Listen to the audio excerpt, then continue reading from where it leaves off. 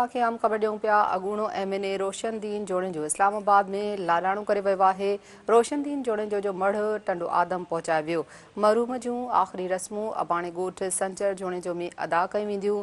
अहम ख़बर जे हवाले सां मूंखे आगाह कयूं पिया त अगूणो MNA रोशनदीन जोड़े जो इस्लामाबाद में लाडाणो करे वियो आहे।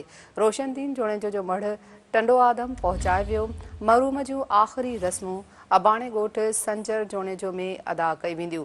अपडेट कयूं पिया। अहम ख़बर के हवाले से मूंखे आगाह करे रहा आहियूं त अगूणे MNA रोशनदीन जोड़े जो इस्लामाबाद में दमदणी हवाले करे छॾियो। रोशनदीन जोड़े जो मढ़ टंडो आदम पहुचाए वियो आहे। मरहूम जूं आख़िरी रस्मूं अबाणे ॻोठ संचर जोड़े जो में अदा कई वेंदियूं।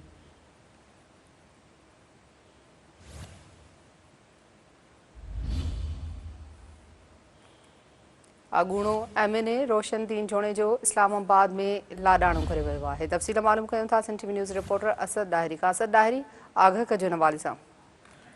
जी बिल्कुल, मां तव्हांखे ॿुधाईंदो हलां त सिंध में जेको आहे राजूनी फ़ैसिलनि जे हवाले सां अमीन तौर शहर माणींदड़ सिंध जे क्लासिकल वॾेरे मरहूम शाहनवाज़ जोने जो वॾो पुटु अगूणो MNA पाकिस्तान पीपल्स पार्टी सांगड़ ज़िले जो अगूणो जेको नाज़िम आहे उहो रोशनदीन जोने जो इस्लामाबाद जी अस्पताल में जेको आहे दिलि जो दौरो पवण सबबि जेको आहे लाडाणो करे वियो आहे।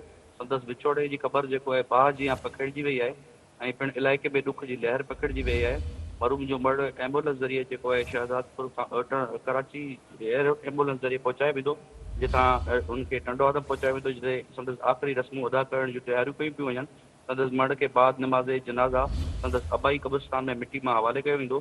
संदसि तॾो जेको आहे ॻोठ संजर जोड़े जो में विछायो वियो आहे, जिते पीपी अॻवान ऐं संदसि अज़ीज़ अहबाब इलाइक़े वासियुनि वॾे अंग में पहुचणु शुरू करे छॾियो आहे। जी ठीक है, वॾी महिरबानी असद दाहिरी तफ़सील ॾियण लाइ।